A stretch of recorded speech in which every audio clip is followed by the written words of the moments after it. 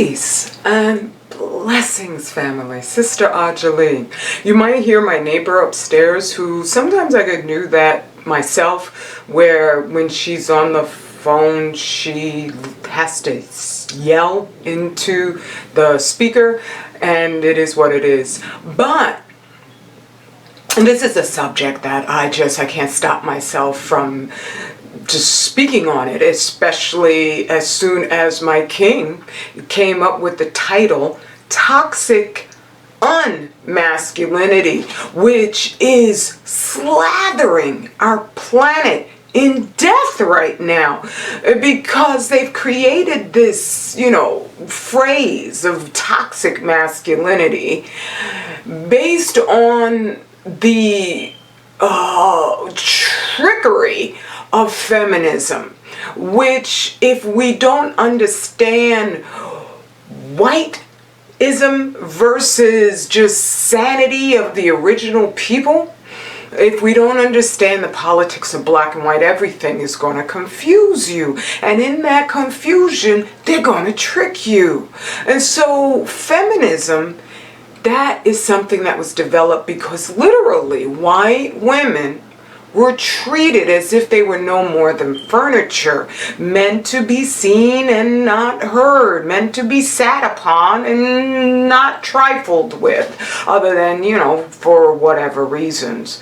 And so thereby, I'm not mad at them for developing the phenomenon of feminism, at least the original version, which seemed quite reasonable. But what it turned into was, and it was set to turn into that, because the notion that men and women are exactly the same, anyone who is discerning knows that is completely not true.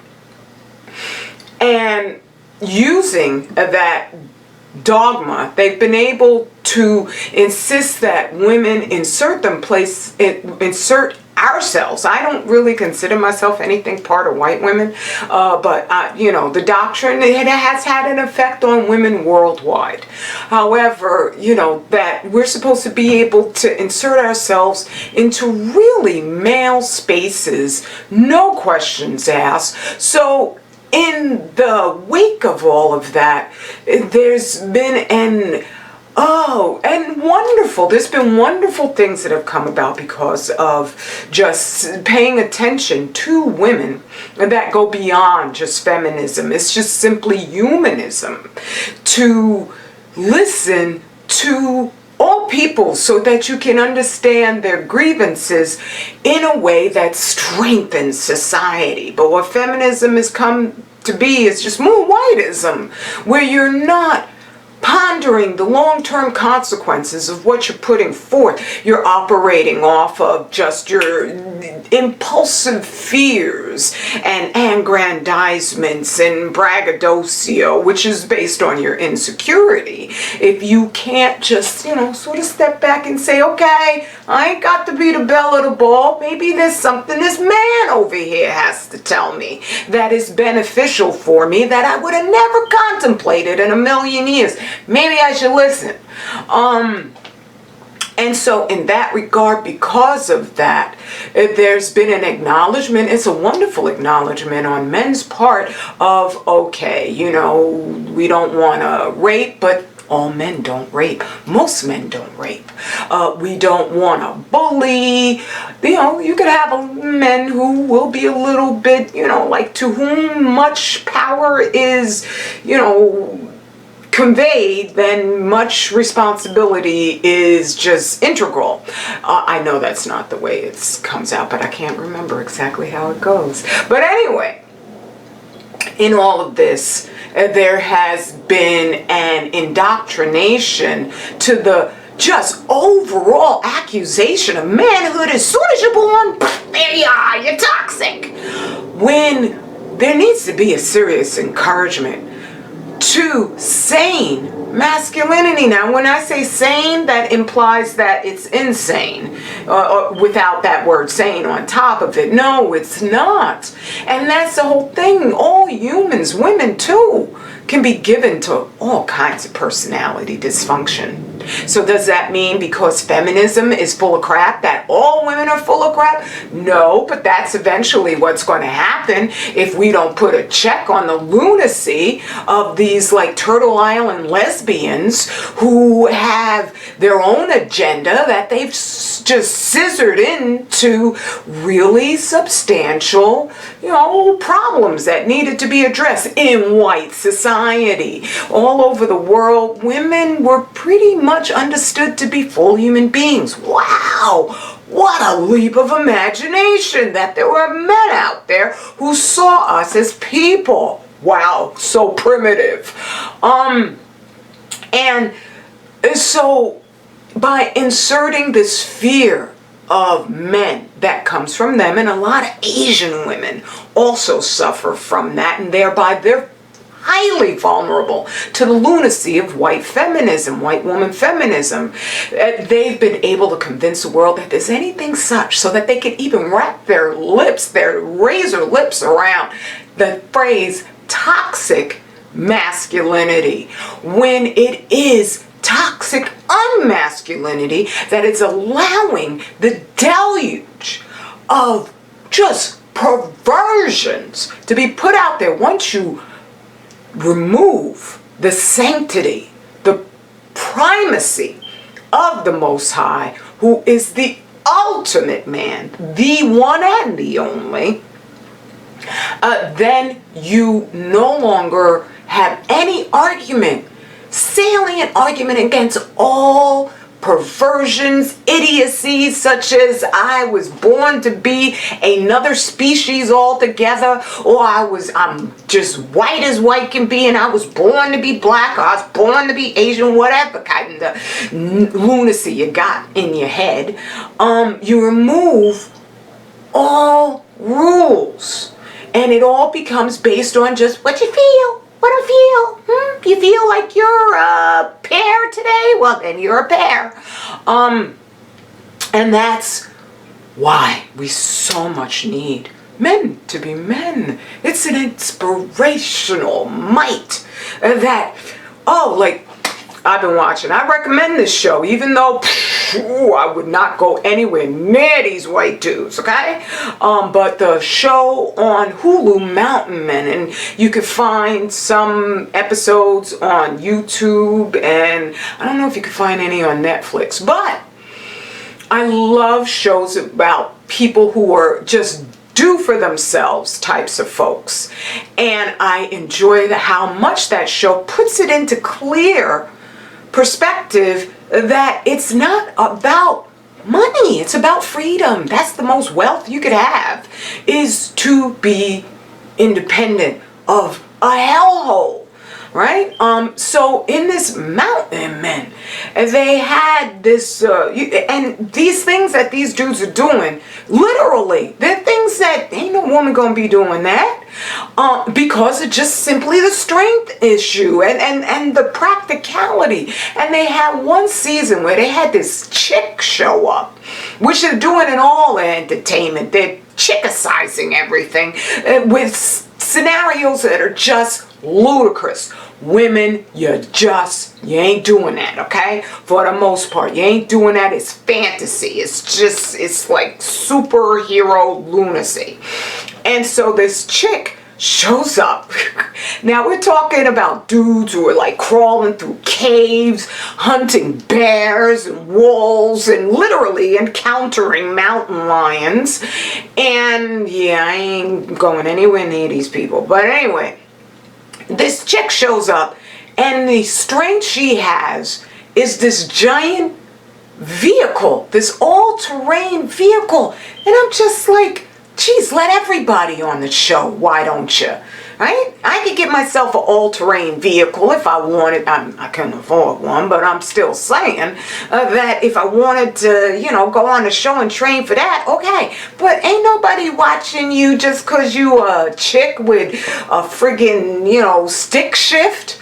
Ain't nobody watching the show for that. It was so dull. I just sped up right on through it. And being, oh, my king, that melanin. Anyway, the joy a being with a man's man is I already have the core. Otherwise, the brother would have never gotten together with a sister who was just out of her mind. But at the same time, he's inspired me because he just has his practicality. There's no nonsenseness about him that isn't going to just coddle my feelings. Like, oh, baby, it's okay. You're going to be fine. Because I would have just run roughshod all over the dude. I am so grateful that because I'm obviously I'm so attracted to the brother, and I don't mean like my blood brother, okay, we already went over that. When we say brother and sister, it means a whole different thing, but because of his stalwartness, his stoicism, even so, I know I don't have any excuses. If there's something I want to accomplish, I just have to do it. I can't whine about it. I can't just, say it, bloviate about it, and then sit back and make up all the kind of, platitudes I can to explain why I never did what I said I wanted to do. So that's why I managed to write books. I love running. I've finally gotten to the point where I love running, but right before I do it, I hate running. And then I just sit back and say to myself, don't listen to them damn excuses. Do what needs to be done. That's the masculinity that has inspired me. It is the sun. Reminds me of Brother Segun Bemi, who just leaves these amazing comments. And I miss our brother Yappa Yappa. But he's doing what he needs to do for himself. And so I support him in that 100%. I love that brother. That's my blood brother forever. But anyway, Brother Segun leaves these amazing comments that are so fortifying. And Brother Truth Seeker 24 leaves amazing comments. Oh, you brothers are so amazing. Sisters, you are too. We are the foundational first glimpse of God of the universe, okay? I'm just saying, we need no more of this toxic unmasculinity. We need black masculinity because you brothers are sane, right? You aren't gonna see sisters unless you got that whiteism rolling through your head thick. And I'm not saying that there weren't, dysfunctional black men before white people ever showed up. But for the most part, if you look at our traditional Aboriginal societies, you will see that we had a council of elders who would discuss, okay, well, how can we deal with this? How can we work better? And the women were integral to that. The men oftentimes were like, well, we gotta go check with the sisters first before we do anything, right? And so, yeah, I'm putting in my really boisterous vote for the sanctity, the absolute pivotal growth that comes from the sun itself, necessity of full manhood, especially in this hell, because this sucker, ooh, you think it's bad now? If we don't inspire our men to know they are the cream, they are the top, they are the makers of civilization, that barbarity is going to be something you ain't never going to get comfortable or learn to enjoy. Peace and blessings. Go to 25,000yearcycle.net, but it's going to be also .org. And also .com, I understand, but the .com will come later. In order to purchase all of our products that are there to heal you. And speaking on my behalf, my soap, which is just, I formulated so that it does so many things. And I'm working on a new soap for you brothers and also for our sisters, because sisters out here, we be working hard, okay? And that soap is going to be called Build. And it's going to have boron and sandalwood, so that after building, you can really scrub off all that dirt. Boron will just get off dirt like a magnet. And it also gets out radiation. I love that. And sandalwood is a wonderful, calming, masculine scent, because I just want you brothers to know there are queens out here who are ride or die for you, okay? And that means live more abundantly in our beautiful, awakened world, drenched in the sunlight of your fire. Mwah! Straight black family pride, and we are forever. Peace and blessings, family.